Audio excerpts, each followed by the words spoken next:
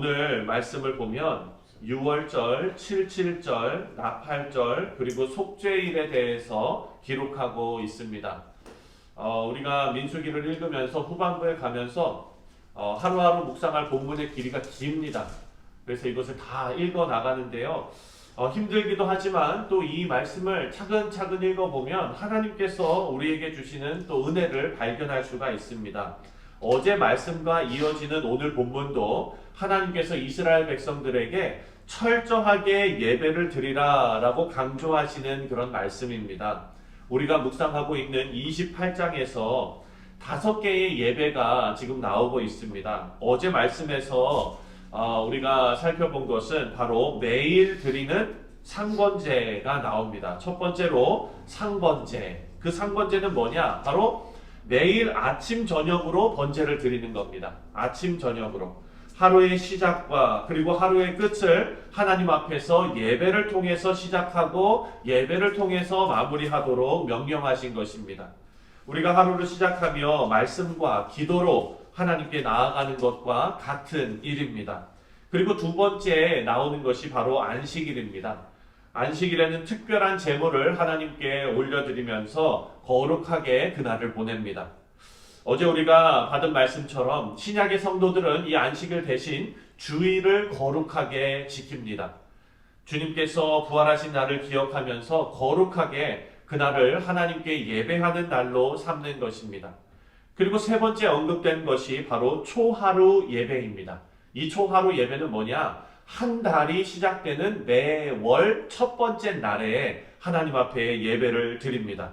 하루를 시작하고 한 주를 시작하고 또 한 달을 시작하면서 하나님께 드리는 예배는 우리에게 늘 하나님과 동행하면서 하나님을 의식하면서 살아갈 수 있도록 돕는 그런 예배입니다. 그리고 네 번째, 오늘 본문에서부터 시작되는 이 네 번째가 바로 유월절입니다. 유월절은 우리가 다 잘 아는 그런 절기이죠. 유월절은 이스라엘 백성들이 애굽의 노예로 있었던 그런 삶에서 하나님께서 10가지 재앙을 일으키시고 또 하나님께서 그들을 구원해 내신 그 하나님을 기념하고 찬양하는 그런 예배입니다. 이스라엘의 구원의 역사를 돌이켜보면서 역사 가운데 함께 하시는 우리를 구원하시는 하나님을 예배하는 절기가 바로 이런 감사의 예배, 유월절 감사 예배인 것입니다. 그리고 다섯 번째로 77절이 나옵니다. 다섯 번째는 77절인데 유월절이 지나고 첫 번째 수확을 하나님께 드리는 그런 예배입니다.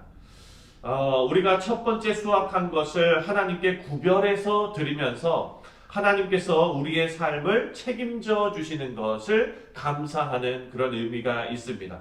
77절은요, 여러분, 6월절이 끝나고 나서 7주가 지난 후에 드리는 절기입니다.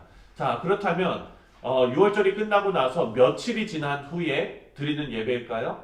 6월절이 끝났으니까 1 플러스 7주니까 얼마입니까? 49. 그러면 얼마예요? 50. 그렇죠. 50입니다. 그래서 이 77절을 오순절이라고도 부르는데 그 이유가 뭐냐? 펜타코스트는 50이라는 뜻이에요. 그래서 오순절이라고도 부릅니다. 이 구약의 77절 맥주절은 추수로 인해서 풍요롭게 채워주시는 하나님의 은혜에 감사하는 그런 의미가 있는데 신약으로 넘어와서는요. 예수님께서 6월절 어린 양으로 십자가에 달려 돌아가신 후 오순절이 돌아왔을 때 어떤 일이 벌어졌습니까? 다락방에서 예수님의 제자들이 함께 기도하고 있을 때 성령이 그 가운데 풍성하게 임한 그런 사건이 있었습니다. 그래서 구약에는 추수의 풍요로움을 감사했다면 신약에서는 어떤 감사입니까? 바로 성령께서 충만하게 역사하시는 그 영적인 풍요로움으로 의미가 확대된 것입니다. 그리고 이제 29장으로 넘어와서 1절부터 6절까지는 이스라엘 백성들이 드렸던 신년 제사에 대해서 기록하고 있습니다. 유대인들은 신년을 우리가 쓰는 이 달력으로 우리가 지금 사용하고 있는 달력으로 몇 월이죠? 9월에서 10월 그쯤이 유대인들이 지키고 있는 그런 신년입니다. 신년 제사를 드릴 때는 성경에서 아무 일도 하지 말고 거룩한 성회로 하나님 앞에 모여서 새로운 한 해를 허락해 주신 하나님께 감사하는 그런 예배를 드립니다. 그리고 이날에는요, 나팔을 부는 거예요. 신년 첫날 나팔을 팍 불면서 그 모든 사람들에게 신년을 알립니다. 그래서 이 절기를 나팔절이라고도 부릅니다. 신년에는 하나님께 수송아지 한 마리, 수양 한 마리, 1년 된 어린 수양 7마리, 그리고 속죄제로 수염소 한 마리를 바쳤습니다. 여기서 우리가 생각해 볼 것은요, 사랑하는 성도님들. 자, 신년 제사는 새해가 된 첫 번째 날에 드리는 그런 제사죠.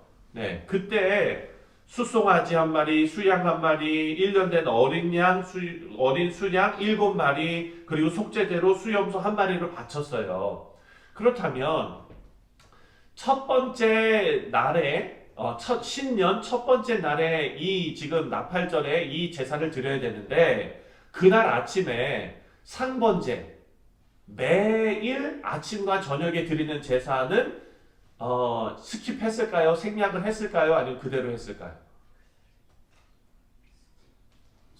아니 이만큼 뭐 했는데 조금 하루 정도는. 그리고 또 어떤 게 있죠? 초하루 절기가 있잖아요. 매월 첫째 날이랑 또 겹쳐요. 그러니까 매월 첫째 날에 또 제사 드리잖아요. 그거는 생략을 했을까요? 아니면 같이 드렸을까요?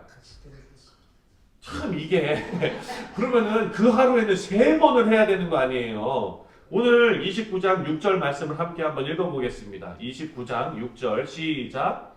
그 달의 번제와 그 소제와 상번제와 그 소제와 그 전제 외에 그 규례를 따라 향기로운 냄새로 화제를 여호와께 드릴 것이라. 하나님께서 이스라엘 백성들이 우리처럼 똑같이 생각할 것으로 예상을 하셨던 거예요. 그래서 콕 집어서 너희들 신년 제사 드린다고 상번제 무시하고 초하루 제사 무시하고 이런 식으로 하면 안 된다라는 것을 콕 집어서 여기다가 다 써놓으셨어요. 이 민수기 말씀을 보면 중복되는 것과 상관없이 각각 따로 모든 제사를 드리고 제물을 바치면서 거룩하신 하나님을 찬양하라 라고 명령하고 있습니다. 우리 사랑하는 성도님들, 이 말씀에서 우리는요, 하나님을 예배하는 일을 대하는 우리의 마음 자세를 다시 한번 고쳐야 됩니다. 무슨 얘기냐? 예배하는 일은요, 하나님을 예배하는 일은 그냥 빨리 해치우는 것으로 생각하면 안 된다는 것입니다. 주일에 드리는 예배도 그렇고 그냥 하루를 놀기 위해서 빨리 주일 예배 해치우고 내가 하는 것, 내가 하고 싶은 것 하는 그런 마음가짐으로는 하나님께서 원하시는 예배를 드릴 수 없다라는 것을 알 수 있습니다. 하나님께서 중복되는 제사를 모두 다 따로 거룩하게 하나님께 드리도록 명령하셨습니다. 여러분, 예배가 반복되면은 우리가 예배의 본질적인 의미를 계속해서 잊어버리고 순서에 따라서 형식적으로 예배를 드리는 경우가 발생할 수밖에 없습니다. 그럴 때마다 우리는 오늘 말씀을 기억하시면서 하나님을 예배하는 우리의 마음가짐을 다시 한번 하나님 앞에 온전히 해야 될 줄 믿습니다. 그리고 오늘 본문의 마지막에서는요, 대속죄일이 나옵니다. 욤키포라는 거 여러분 다 아시죠? 지금 유대인들도 이 절기를 아주 철저하게 지킵니다. 이날은 이스라엘 백성들이 모두 하나님 앞에 속죄받는 날입니다. 모든 거룩한 예식 중에 가장 중요한 예식으로 생각하고 있는 그런 예식입니다. 그래서 대속죄일에는 대제사장이 지성소에 한 번 1년에 들어가서 이스라엘이 범한 모든 죄와 부정함을 단번에 속죄하는 날입니다. 어린 양의 피를 법궤 위에 붓고 단번에 죄사함을 받습니다. 여러분, 이것이 신약으로 옮겨졌을 때에는 예수님께서 십자가에 달려 죽으심으로 단번에 우리 모든 죄를 다 대속하신 그 십자가 사건을 의미하는 것입니다. 이렇게 사랑하는 성도님들, 각각의 절기마다 하나님을 예배해야 하는 이유를 다 설명해 주고 계십니다. 우리 사랑하는 성도님들, 오늘 아침에 하나님께 드리는 이 예배와 그리고 매 주일 온 성도들이 함께 모여서 하나님께 드리는 주일 예배와 그리고 각각 절기에 드리는 모든 예배 가운데 하나님을 예배할 이유, 마땅한 이유가 다 담겨져 있음을 기억하시기를 바랍니다. 이 말씀을 통해서 우리 다시 한번 생각하고 다짐해야 할 것은 우리 하나님께서는 예배받기에 합당하신 하나님이다 라는 사실입니다. 하나님을 예배할 이유가 넘칩니다. 그리고 그 예배 하나하나를 소중히 여기는 것이 바로 하나님의 백성된 우리들의 본분이며 예배자로 하나님 앞에 서는 우리 모두의 사명인 줄 믿습니다. 바라고 기도하기는 우리 모두가 하나님께서 찾으시는 진실하고 신실한 예배자가 다 되시기를 주님의 이름으로 축원드립니다. 기도하겠습니다.